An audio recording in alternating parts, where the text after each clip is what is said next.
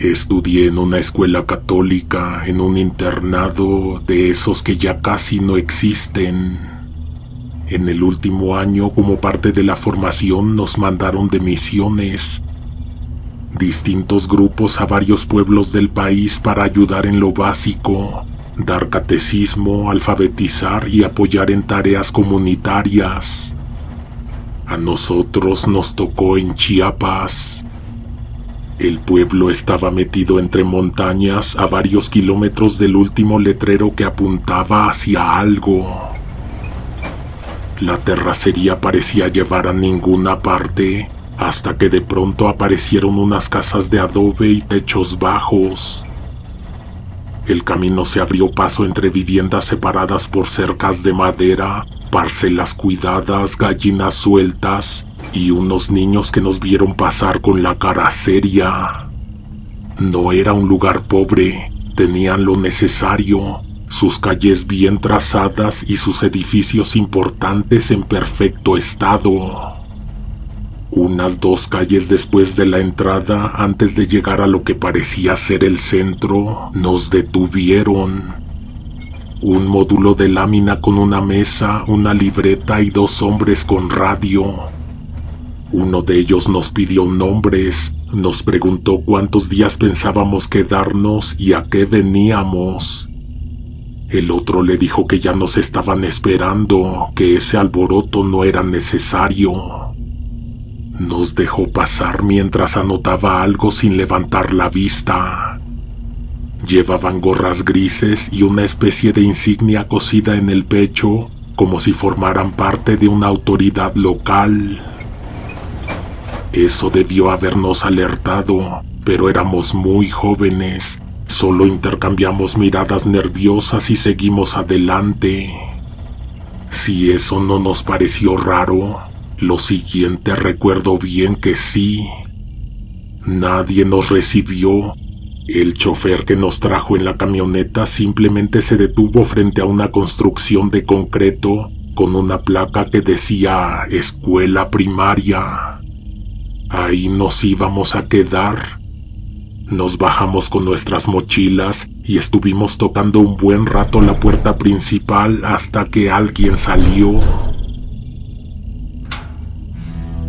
Era una mujer delgada con un sombrero de palma. Venía sonriendo, pero apenas abrió la puerta dijo, sin rodeos, que mejor alcanzáramos a nuestro chofer, porque hoy mismo nos íbamos a regresar por donde venimos. Nos quedamos en silencio sin entender. Uno de mis compañeros le explicó que el chofer no se iría todavía, pues pensaba estacionarse en algún lado y dormir un poco antes de hacer el camino de regreso. La mujer asintió con amabilidad, casi como si eso no cambiara nada, y nos invitó a pasar a la sombra. Nos ofreció agua fría, que agradecimos por el calor insoportable que hacía a esa hora. Estuvimos ahí de pie, sin instrucciones, sin nadie que nos dijera qué hacer. La mujer se fue, dijo que volvería en un momento, pero tardaron cerca de 45 minutos en atendernos. Fue entonces que por fin vimos a la persona que se suponía debía recibirnos, el coordinador pastoral local, el enlace entre nuestro instituto y esa comunidad. Venía bajando la calle, apurado, empapado en sudor. Todos estábamos sudando, pero lo de él era otra cosa.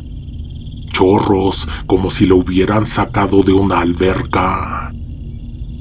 Cuando empezó a hablar entendimos que no solo era el calor, estaba nervioso.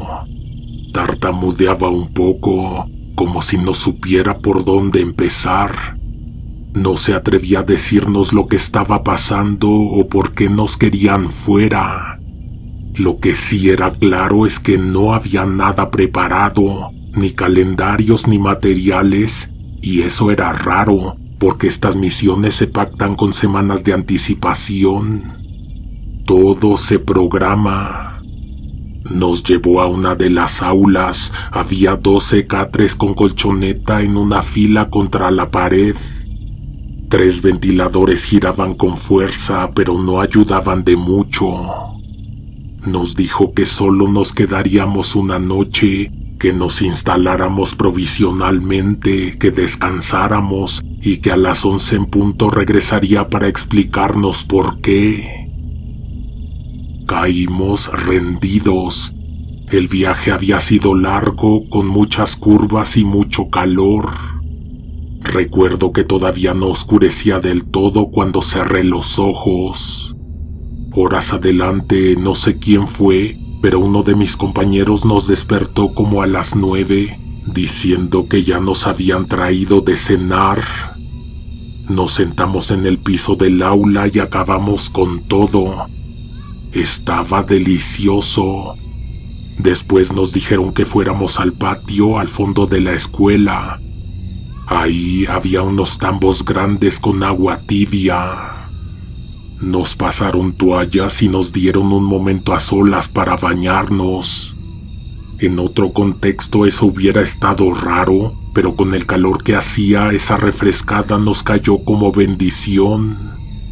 A las 11 en punto el coordinador regresó por nosotros. Nos dijo que lo siguiéramos. Caminamos en fila, en silencio, por un par de calles de tierra que a esa hora estaban completamente desiertas. Todo el pueblo parecía apagado.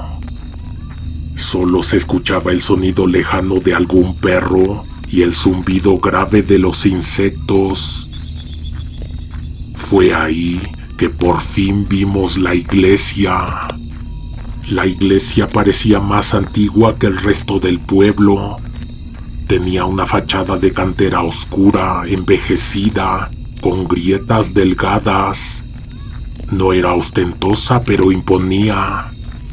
Las columnas enmarcando la entrada eran gruesas, decoradas con flores talladas en piedra, aunque algunas, ya deformadas por el tiempo, se confundían con rostros inexpresivos. Arriba, la cruz de hierro lucía oxidada y firme, soldada a una base de piedra que parecía más nueva que el resto, como si alguien la hubiera reemplazado hacía poco.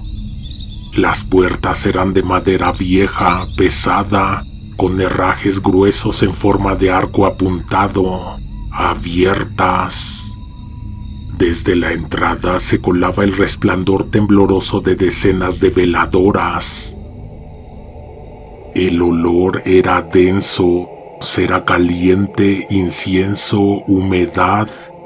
No había música, ni oraciones, ni pasos. Solo el sonido de nuestros propios cuerpos avanzando, el zumbido de algún bicho en la noche y una sensación de ansiedad clavada en el estómago. El coordinador se detuvo junto a una de las bancas delanteras y nos dijo que nos había traído a ver esto. Señaló el altar. Seguimos su mirada. En el centro, suspendido sobre la tarima de piedra, estaba el Cristo.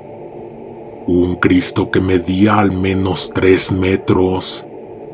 Aunque la iglesia no era precisamente pequeña, la figura dominaba el espacio de forma incómoda, como si no hubiera sido hecha para ese sitio.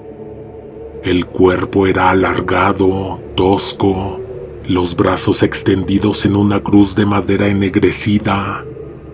La piel estaba pintada con un tono cenizo, casi de cadáver. Al principio lo que impactaba era el tamaño, pero luego noté lo demás. Era un Cristo de 3 caras. 3 caras completas compartiendo la misma cabeza, separadas por ángulos mínimos. La de la izquierda lloraba con una expresión de dolor agudo, ojos hinchados y la boca abierta en un lamento sin sonido. La de la derecha reía, no una sonrisa serena ni piadosa, Reía con los dientes apretados, con la comisura de los labios tensada hacia arriba, los ojos vacíos pero burlones. Reía como si supiera algo que nosotros ignorábamos. La del centro, la más directa, no tenía expresión ni vida. Era el rostro liso y flácido de un muerto. Ni tristeza ni gloria. Solo la mirada fija, apagada, como si no hubiera nada detrás. Yo había visto en libros esa representación antigua de ese Cristo. El Padre, el Hijo y el Espíritu Santo unidos en un solo cuerpo. Pero esto no era eso.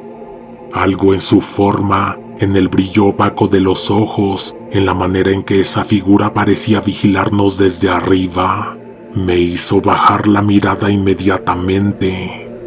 Jamás había visto reír a un Cristo crucificado. Y esa imagen se me quedó clavada como una espina.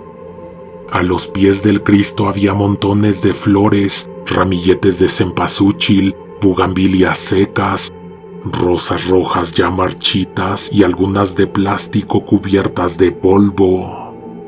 No estaban ordenadas, más bien se veían acumuladas con urgencia, como si nunca dejaran de llegar. A los lados del altar, pegados directamente en la base de piedra y en las columnas cercanas, había decenas de objetos colgados con alfileres y cinta adhesiva. Fotografías, muchas en blanco y negro, otras a color pero desteñidas.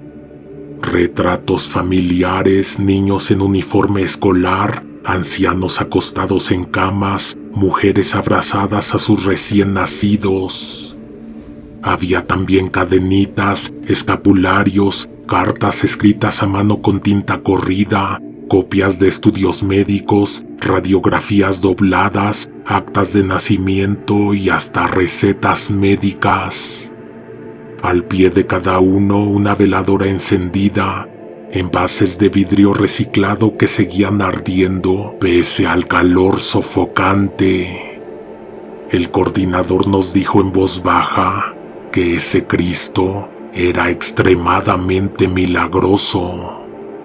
Nos invitó a acercarnos a leer los agradecimientos. Lo hicimos, pero con cierta desconfianza. Había algo que no terminábamos de entender. En una nota escrita con letra temblorosa sobre una servilleta, alguien agradecía que su esposo hubiera despertado del coma sin secuelas. En otra, una joven daba gracias por haber recuperado la vista tras una fiebre mal diagnosticada. En una tercera, pegada junto a la foto de un niño de cabello alborotado, decía: «Gracias por regresármelo como era antes. Ya no grita en la noche, ya no ve cosas». Había otra más extraña: «Gracias por alejar a los que venían por mí.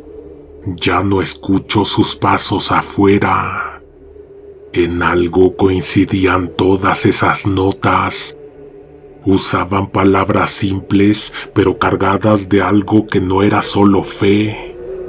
Lo que teníamos frente a nosotros no concordaba con lo que fuimos a hacer. Nuestra misión era... ¿qué importa? Verdaderamente no nos habían preparado para esto, y además aquello no parecía completamente divino. Tenía algo más, algo que se sentía no mal, pero sí fuera de lugar.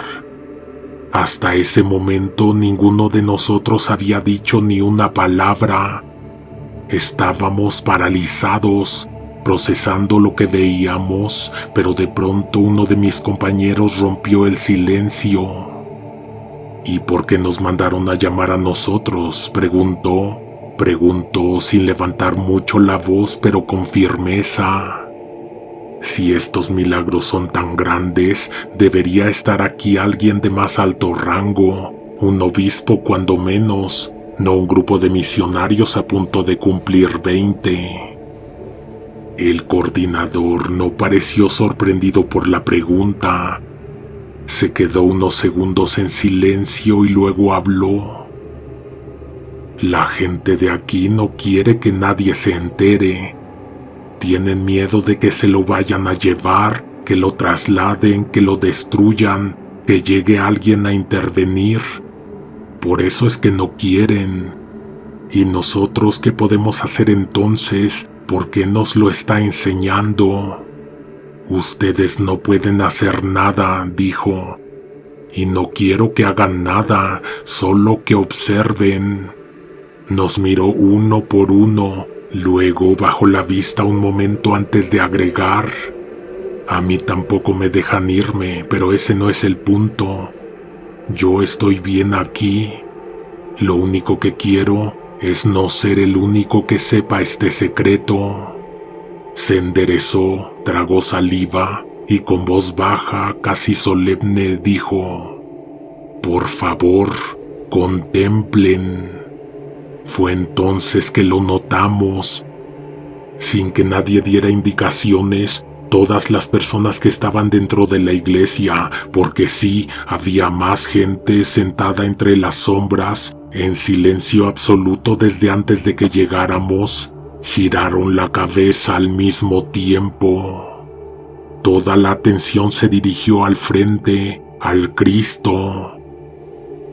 Una mujer se había colocado justo frente a él. No la habíamos visto entrar. Estaba de rodillas, las manos juntas en oración, rezaba en voz muy baja, apenas un murmullo. Nadie la interrumpía, nadie se movía. Entonces empezó a incorporarse. Primero pensé que estaba terminando su oración, que se pondría de pie, pero cuando sus rodillas se despegaron del suelo, se siguió elevando 30 centímetros, luego 1 metro. Esa mujer estaba flotando. Te juro que en ese momento busqué por todos lados el truco, cables, espejos, algún tipo de soporte, algo. Pero no había truco, no había nada sosteniéndola. Y no me refiero solo al hecho de que estaba levitando. Eso ya era lo suficientemente perturbador. Me refiero a otra cosa, a las 3 caras del Cristo. La que lloraba, la que reía y la que estaba muerta, movieron los ojos. Las 3 lo hicieron al mismo tiempo. Y las 3 miraban fijamente a la mujer que se alzaba frente a ellas. Espero algún día poder encontrar las palabras suficientes para describir lo que se sintió en ese preciso momento. Fue como una onda expansiva, silenciosa, que nos atravesó por dentro. Empezó en el pecho como un calor repentino y luego se extendió por todo el cuerpo. No era solo fe, era otra cosa. Algo embriagante, como una mezcla de paz y vértigo. Algo que se parecía a la esperanza, pero también al miedo. Una euforia contenida, como si todo tuviera sentido por un segundo, pero sin explicación. Fe, angustia, plenitud, vacío. Una sensación de sanación, sí, pero también de entrega. Como si algo nos hubiera tocado desde dentro, testigos de algo que no debía ser visto por ojos humanos. Y aún así, ahí estábamos, viéndolo, sin movernos, sin poder hacer nada. El coordinador nos condujo hacia la salida y nadie más nos habló, nadie se despidió, solo cruzamos la nave central bajo la mirada muda del Cristo y salimos. Apenas cruzamos el umbral, el calor nos envolvió de golpe. como si afuera el aire hubiera estado esperándonos con los brazos abiertos. Era un calor denso, más pesado que el de la tarde. El tipo nos miró con cierta ternura, casi paternal. Váyanse a dormir. Mañana se regresan. Nos quedamos ahí parados, nadie se movía. Teníamos demasiadas preguntas, no podía terminar así. ¿De dónde lo sacaron?, le preguntó uno de mis compañeros. ¿Cómo llegó esa figura a la iglesia? El coordinador levantó la cabeza. Sus ojos todavía brillaban, como si siguiera bajo el efecto de lo que acabábamos de ver. Miró hacia el punto más alto del cielo con devoción. «Vino de allá arriba», dijo. Y entonces con un dedo señaló hacia lo alto, dirigiéndose hacia un lugar más alto que las estrellas. Te juro que en ese momento sentí miedo del cielo por primera vez en mi vida. No era el cielo al que estábamos acostumbrados. No era el del catecismo, ni el del perdón, ni el de los ángeles. Esa noche el cielo se veía demasiado vasto, demasiado silencioso, como si no terminara nunca, como si ocultara algo allá arriba, mucho más allá de lo visible. No era solo la oscuridad, era lo que esa oscuridad podía contener, un abismo invertido, una profundidad que subía, no que bajaba. El tipo seguía mirando como si esperara que algo regresara o bajara de nuevo. Y nosotros ahí, sin palabras. Todos los que estábamos ahí sentimos lo mismo. Temor exagerado al cielo. Él se quedó callado un momento como si dudara y luego volvió a apuntar hacia el cielo, pero esta vez hacia un punto en específico. «Miren esa estrella», dijo. Yo personalmente no la había notado. No porque no brillara, sino porque no parecía estar donde normalmente miras. Estaba sola, más brillante que cualquier otra, blanca, casi fija, algo que definitivamente no se ve en el cielo de la ciudad y algo que por alguna razón no parecía tan lejano. No dijimos nada más, nos regresamos a la escuela, al aula de los catres, pero no pudimos dormir. Nos acostamos en silencio, con los ojos abiertos, tratando de entender qué había querido decir con eso de que el Cristo había bajado del cielo, como si lo hubieran traído, como si alguien, una fuerza, una mano poderosa, una inteligencia superior lo hubiera depositado ahí, en esa iglesia remota. No teníamos respuestas, solo preguntas que daban vueltas sin llegar a nada. Al día siguiente, después de un desayuno sencillo, partimos. Eran cerca de las 9. El cielo estaba completamente cubierto de nubes. Recuerdo bien ese gris opaco, bajo, como si algo se hubiera encerrado ahí arriba. Nos fuimos de ese pueblo sintiendo escalofríos cada 2 minutos.